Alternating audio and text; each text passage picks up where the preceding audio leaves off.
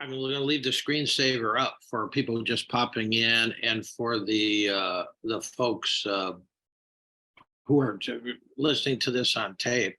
And if you can at least like maybe sketch out, I'm going to take it off in a couple minutes. If you could sketch out the symbol there, the circle symbol, and that would be good, because I'm going to take the screensaver off, because that'll be sort of interactive as I talk.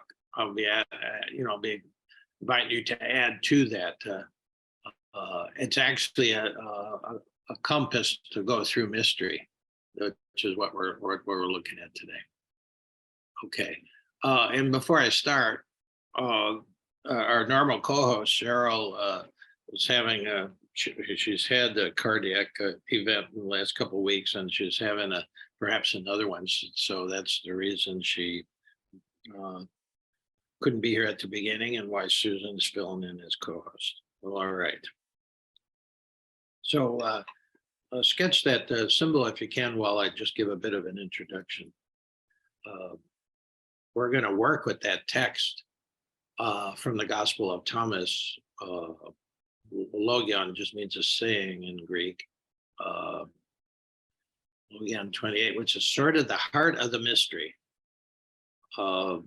When Marcus Borg, who wrote Meeting Jesus Again for the First Time, which is again a great book to follow up today's teaching with, and it's a great book for any time, especially if you sort of lost touch with your Jesus roots, if you had them. Okay, and even if you didn't, it'll give you an idea of who this guy is, who was called Yeshua. I started just the way everybody started back in the 50s when you're a Catholic in Catholic schools. I started with sort of the belief, what we believed in. You know, in the Mass, we often say the Nicene Creed, what I believe, the Credo. And so the nuns taught us what to believe in. And then, early on, we sort of had the Baltimore Catechism with all the basic questions and then the answers to them, and you memorized them all. That was the whole idea. I still remember I think it's number 15, which would actually solve all your problems. It said, where is God? And you say, well, God is everywhere. If we had really believed that, we wouldn't need the rest of them, because that would have solved the rest of the questions. But anyway, so we started with belief. Now, the interesting thing about the Gospel of Thomas, which is sometimes called the fifth gospel, when Borg and a bunch of other Jesus scholars sat down to really try to go through the 5 gospels, they included the Gospel of Thomas. There's like 50 some gospels that were just the way they took what Jesus's spirit was. So there's a lot of different communities. There's a Gospel of Mary Magdalene, which they didn't go into, but that's also, I would call that the 6th gospel, because that's really a great gospel. John Segrist will be talking a bit about Mary Magdalene tomorrow, quite a bit. But so when they went through these 5 gospels, they included the Gospel of Thomas, because it's got 114 sayings of Yeshua.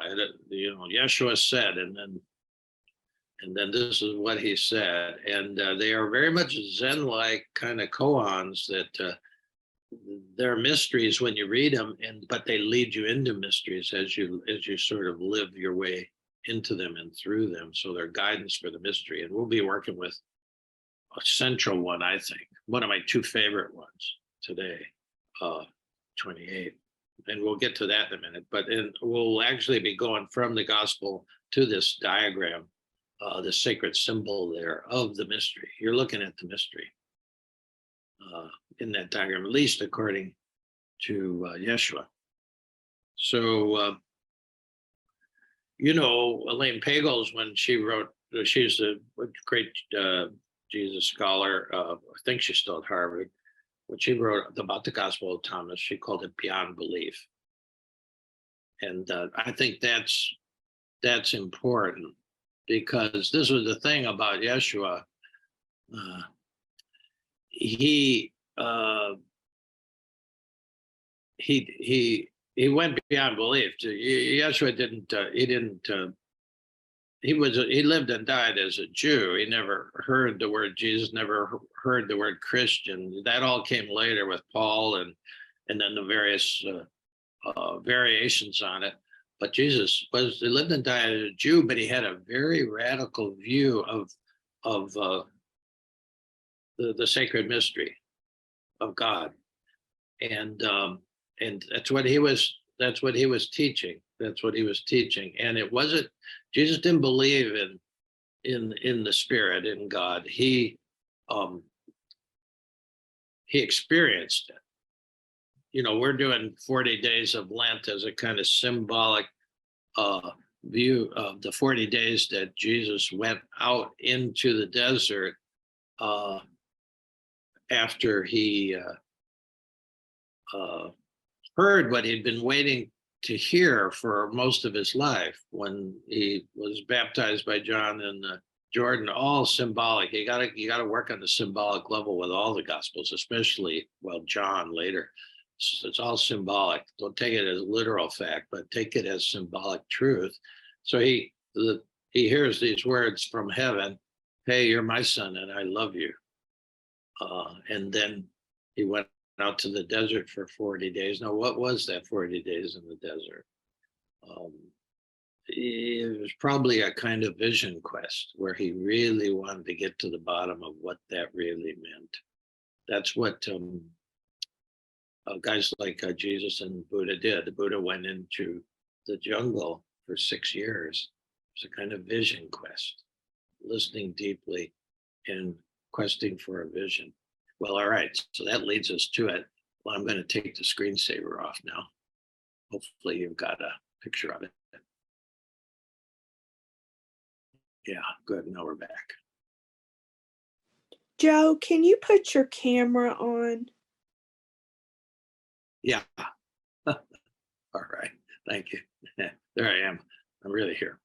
Okay, so we're working with it. We're working with Jesus's Yeshua's view of how to navigate this mysterious world. Again, like I said as we began this morning, we're born in mystery, we die in mystery, and we either live in mystery and through mystery, or we don't live at all.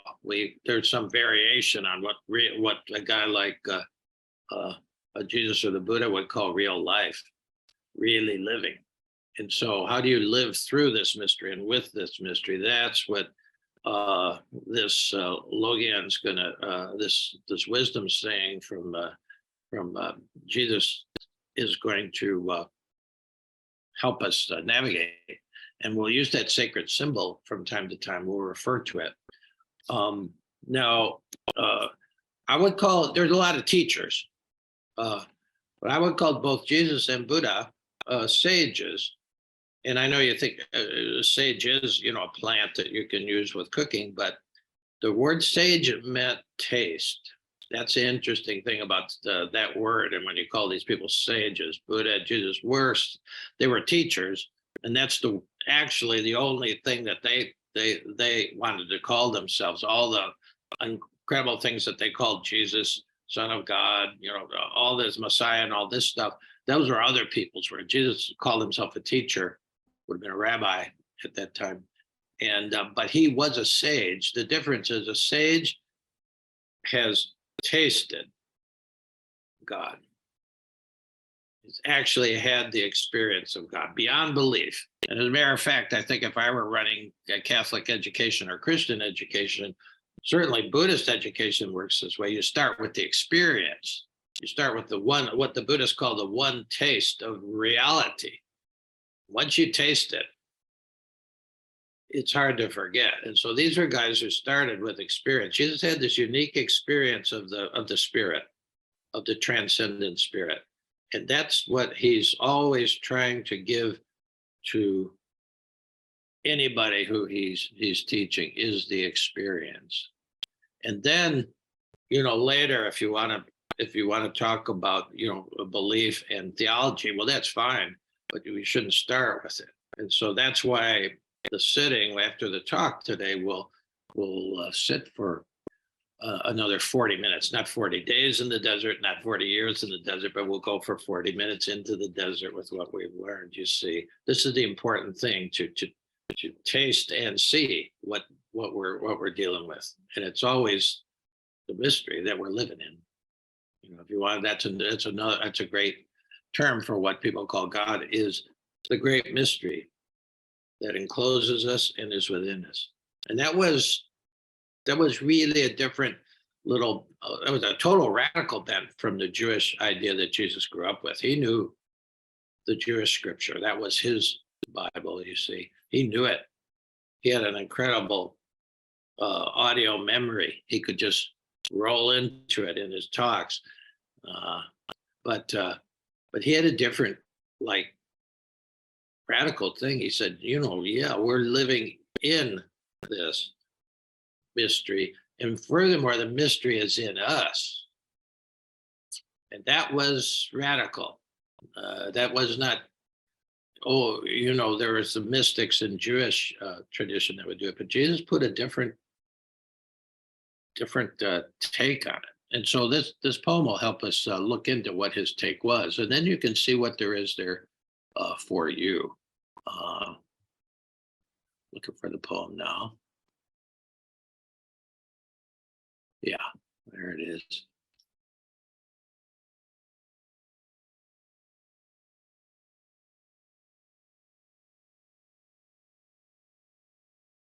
Okay. And I'm just going to work through it.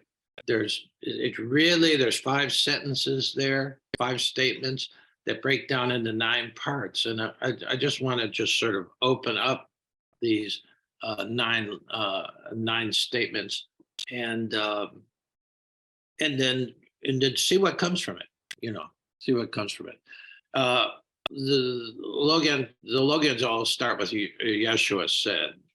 Okay, so they're trying to give you the exact words of the prophet, which was very Middle Eastern at the time. The 4 Gospels that are considered to be the only 4 Gospels are very different because they make a narrative, a story, and there's reasons for that. I'm not going to go into that, but mostly from long time ago, including the Buddha. The Buddha is, the Buddha said. So it was very common for when you had somebody who was a sage, you just tried to record what he said. So Thomas seemed to do that. He didn't add his own narrative. He just wanted to give you the 200 proof Yeshua. So Yeshua said, I'm going to give you the whole one, and then we'll go double back and try to add some context to it and open it up. He said, Yeshua said, I stood to my feet in the middle of the cosmos, appearing outwardly in flesh. I discovered that all were drunk and none were thirsty, and my soul ached for the children of humanity. For their hearts are blind and they cannot see from within. They have come into the cosmos empty, and they shall leave it empty. At the moment you are inebriated, but free from the effects of wine, you may turn and stand. Yeah, it's sort of opaque when you first read it, because this translation I'm reading is from Lynn Bauman's translation, and he took this from the Coptic, was the Christian Egyptians, and translated it into English, and it adds a lot of context to what these words mean. So let's just work with it sort of in the 9 parts, and maybe that'll shed a little light on it, and you'll be able to connect with it, seeing what Jesus is talking about. He says, I stand to my feet. That's the first image, because he's a poet. He's just giving you image on top of image, you see. And then it's up to you to work imagistically. He's not giving you doctrine here. He's giving you a picture. You see, that's how Buddha worked uh, in some ways, but he was much more logical. Jesus is much more imagistic because he's a poet. One guy's a scientist, one guy's a poet. It's good to have both sides. So he says, I stood to my feet. All right, so that starts with the image of verticality. He stands up. I stood with my feet. And so when you look at your diagram there, when you look at that diagram of sacred mystery, you see these two lines. One is the horizontal, and then one is the vertical. And that's very much that's an image all the way through the Gospel of Thomas. Jesus stood up. Yeshua stood up out of the cosmos, as you'll see, but he stood up. So this idea of adding some vertical dimension, which is both height and depth to a view, you see. And when he talks about standing up, he's talking about reaching towards this transcendent part of the mystery, which is vertical. Okay. Connecting with that. So it's an image of that. Of spirit and eternity. When you look at that line that goes in the vertical, that is the line of eternity and spirit. And when you look at the horizontal line, that's the line of time and space and culture. So in his next line, he said, I stood to my feet in the middle of the cosmos. Now, the cosmos meant something. What Jesus was talking about was in the middle of the world, in the middle of this culture, just the way we're born into the American culture or the French culture for Vivienne, but we're born into a kind of Western culture, all of us here. And so that's what he said. He says, I stood to my feet in the middle of the culture, and that culture is the horizontal line. It's the time and space concerns, and it's the culture that says how you should navigate time and space, what all this means. We are all born into a culture. It's very much part of our,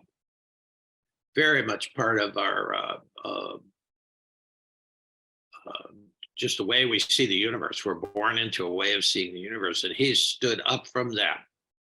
He added a vertical line, which is the line of depth, eternity, spirit. He's bringing you into it. Okay. So that's what he means. And when he says in the middle of the cosmos, it's a world of time and space, the cultural milieu. Okay. And then he said, so I stood to my feet in the midst of the cosmos, appearing outwardly in flesh. Now, here's a dimension that Jesus adds here. This is the word incarnation, flesh. That's what it means. And so that the divine spirit is actually in all of us.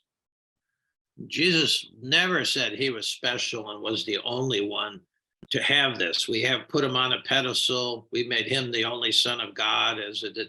And that was never, and certainly isn't in the Gospel of Thomas. And it really comes through in the Gospel of John, which is, it's about the post resurrection Christ.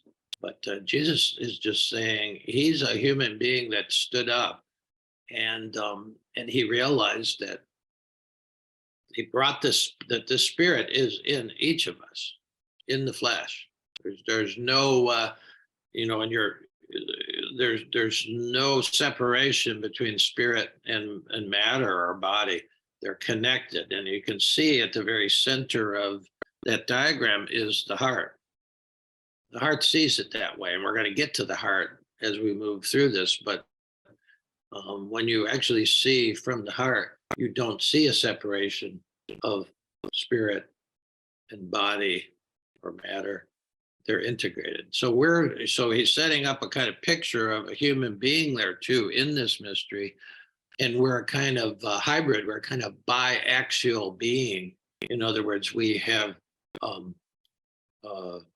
two components in us. One human and fleshly and cultural and all that, and then one is connected to the transcendent, to the divine, to God. When he said the kingdom of heaven is among us and within us, that's what he's talking about. And that was radical, because the Holy One was not in the people. The Holy One was in the Holy of Holies and then in the sky, but wasn't in us. He's saying that's a radical proposition right off the bat. And then he says, I discovered that all were drunk and none were thirsty. Interesting image, that all were drunk and none were thirsty. Now he's referring to people living in the culture he was in. Okay, the Jewish culture of the time, dominated by the Romans at that time, but he was talking about his own culture. He said, I discovered that all were drunk and some were thirsty. And I think he's talking about people who are just living in that flat land of what the culture tells you. So he was actually challenging his culture in a big way. He was just saying, you're all were drunk and none were thirsty. Well, what would you be thirsty for? You're thirsty for God, thirsty for becoming who you are. And when you actually fall into the culture, because that's what we're born into. And that's how our childhood operating system was developed around, if you grew up here, you grew up in America and or France, not that much different, but still Western culture, culture that came out of the empire and it still lives in the empire. We're living in the American empire now. There was the French Empire, there was the British Empire, but now there's the American Empire. So we're born in the empire. That's a certain view. Okay. We worship other gods, not the God. We sort of worship the God of security, comfort, the God of esteem, the God of power and control. The Enneagram shows us those three. Thomas Keating talks about those energy centers where we put all our energy into security and comfort, esteem, and then power and control. And that's not that's what he calls drunk. And you're not thirsty, no thirst for the Spirit. And then this is really what I've come to love about Yeshua and Jesus is that he says, and my soul ached for the children of humanity. The children of humanity. We're still in that childhood operating system, and he aches for it because there's no horizon there. There's no horizon there. See, when you look at the sacred symbol, what our culture gives you is that horizontal line. You're born and then you die. That's the horizontal line, and that's it. That's the journey. And in between, if you're hooked on security and comfort, well, then that's what you try to do. You try to have more money, civil security, bigger house, nicer couch, whatever, however you play that game. Maybe you're playing the game of prestige. And so you try to become famous. Okay, but then you die, you die, or if you want to have power and control, like, a guy like Putin or, Hitler or these kinds of guys who want to take over the world. Yeah, it lasts for a while, but then you die, a lot of times by your own hand, like Hitler. That's the arc of it. And he says, well, there's more. There's much more. There's a whole other dimension that you could. And so he says, my soul ached for people living in such a diminished flatland. You see, that's brilliant, and just in the idea that. He wanted to help people see another dimension, and that he's not blaming them. See, the religion that Jesus grew up in, the religion I grew up in, had a lot of prohibitions. God's not going to love you if you sin. You have mortal sin in which you're totally locked away from God and all that stuff. And the Jewish religion had the same, but Jesus didn't. Yeshua didn't come through with that. It was about compassion. His heart ached for people. And as Merton said, the only time Merton actually talked about an image of God, he said, the God that he finally tasted, and Merton was another sage. He tasted God. He didn't believe in God. Jung said, I don't believe in God, I know God, another sage. But Merton said when he tasted God, that it's the taste of mercy, beyond mercy, beyond mercy. Just that idea that God will forgive. He's not the taskmaster and judge that I grew up with. That's not the God that Jesus tasted, that he knew, that he was intimate with. You see,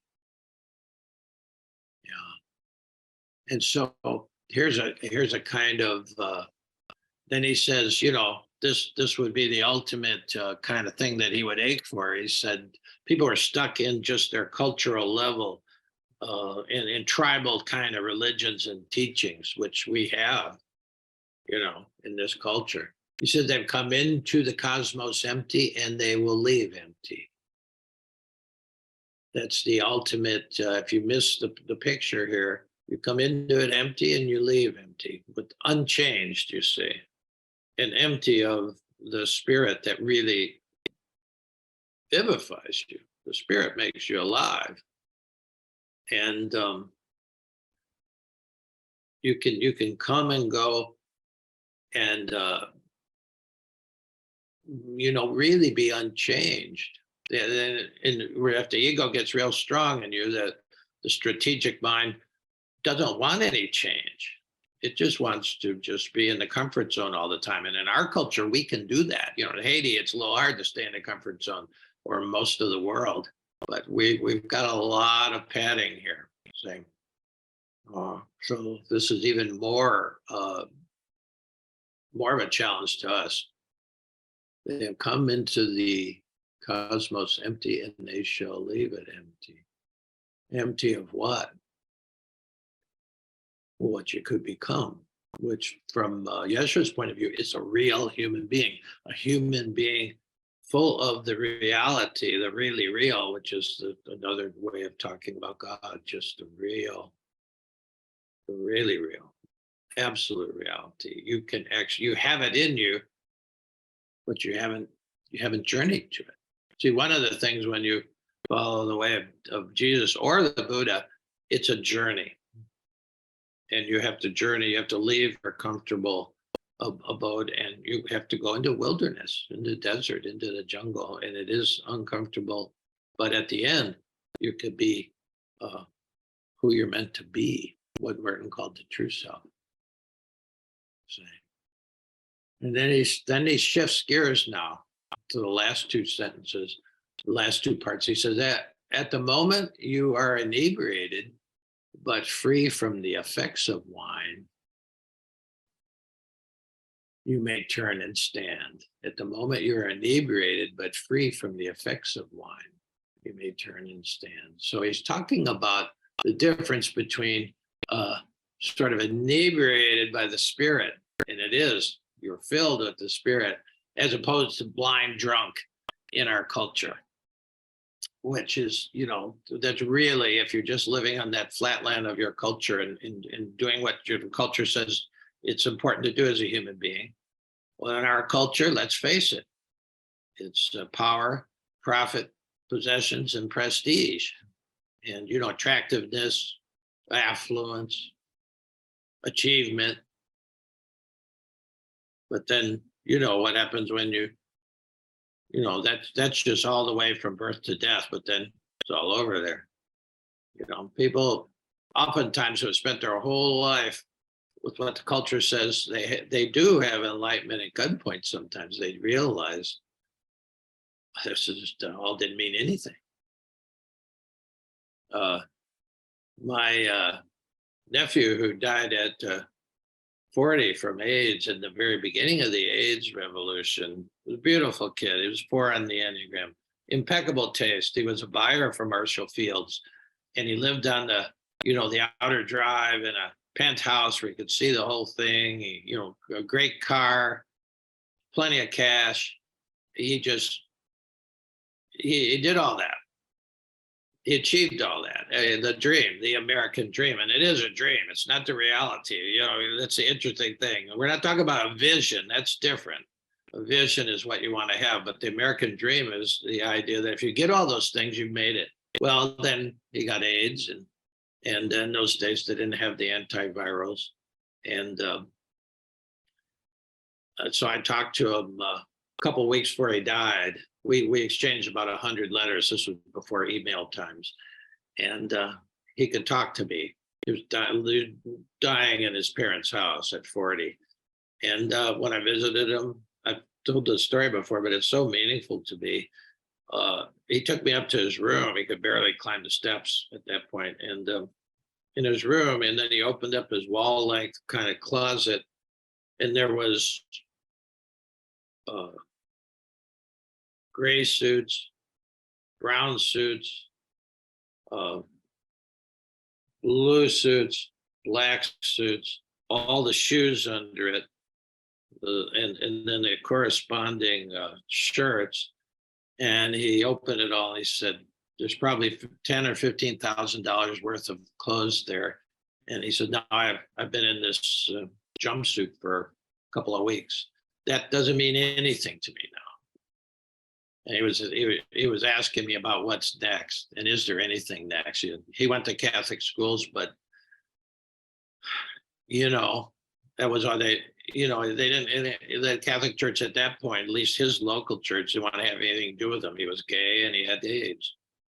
But what he interested in, he said, his great grandmother, who was my grandmother, he said, "You think Grandma Maria is in heaven? You think there's really a heaven?" I said, "Oh yeah, sure." And he said, he was asking about that. He was asking about, is this it? I'm going to die, and where are all these clothes going? His whole life meant nothing to him, but he was interested in is there anything more than this? So that was a really important moment for both him and I. And we had, that's what we were talking about in those letters, and especially at the end, he said, "This doesn't mean anything, Jim." No, which was he was seeing with some different eyes. So at the moment, you're inebriated, but free from the effects of wine. He was free of the effects of the wine of this culture. He said, on that last line, "You may turn and stand." Now, notice we're going back to the stand thing. We're going back where we began. He stood up. It was that vertical line of living a life of dimension and depth, okay, and vision. He says, "You may turn and stand." Well, the turn is a very interesting word. It's exactly the first word that Jesus speaks in the first canonical gospel, the Gospel of Mark. It's first of those four gospels that was written. And unfortunately, by the time it made its way into English, going through Greek and Latin, and then Elizabethan English, if you read the King James Bible or most Bibles, it'll say the first words out of Jesus's mouth when he starts his teaching career is repent. Repent. Now that is a real moralistic, churchy kind of thing. And that wasn't what the word in Greek was, metanoia, and the metanoia means turn. Same. So he's saying you got to turn from this life you're living. For where you're looking for happiness, you will never find it. It's like if you're walking south from here to get to Louisville, it's a long walk.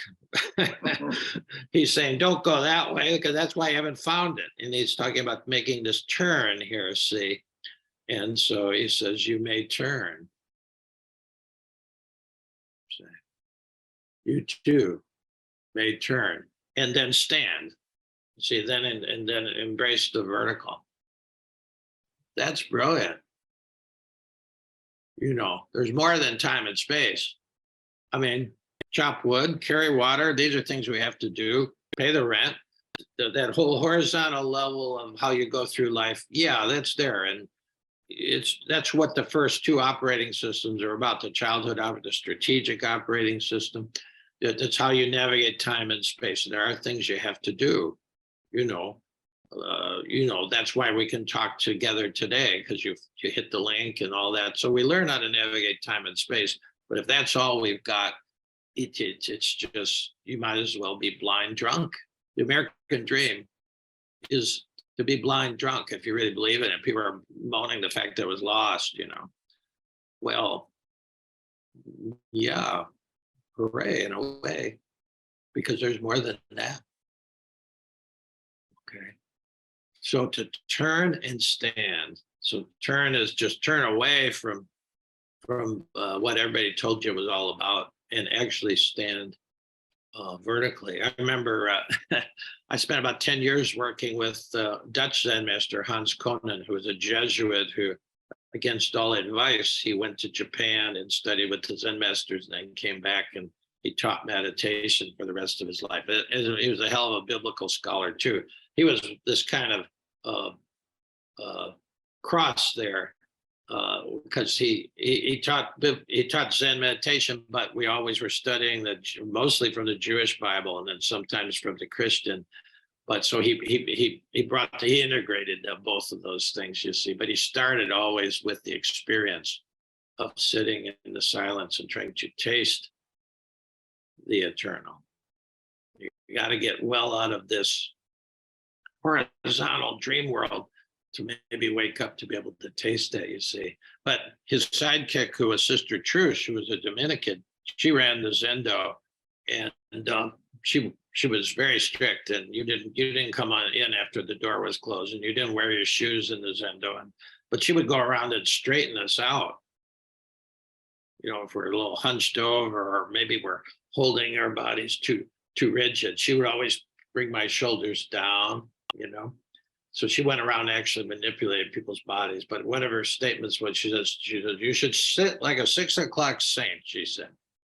Well, think about 6 o'clock on the, well, those of you who know the old analog clock, 6 o'clock on a digital is nothing special, but 6 o'clock is straight, vertical. You see, she'd say, sit like a 6 o'clock state. I still remember that because I'll be sitting like I was sitting today, and all of a sudden I was leaning a little bit, and then I'll go, oh yeah, bring myself back. And now I'm aligned with the vertical. There's a lot of physical reasons to do that too. It's good for your body to have your spine aligned with the gravity, so then you can really rest. But she was saying something else too, that there was a discipline. Yeah, and so really, whether you wherever a Christian or you know, Christianity it's dicey. We all know, and the Catholic Church has a lot of drawbacks to it, a lot of nonsense and a downright malevolence to it. But the vision of Yeshua, that's another story. Now, if you look at this the diagram, one way to look at it is on the vertical goes between fullness and emptiness, and the horizontal goes between birth and death.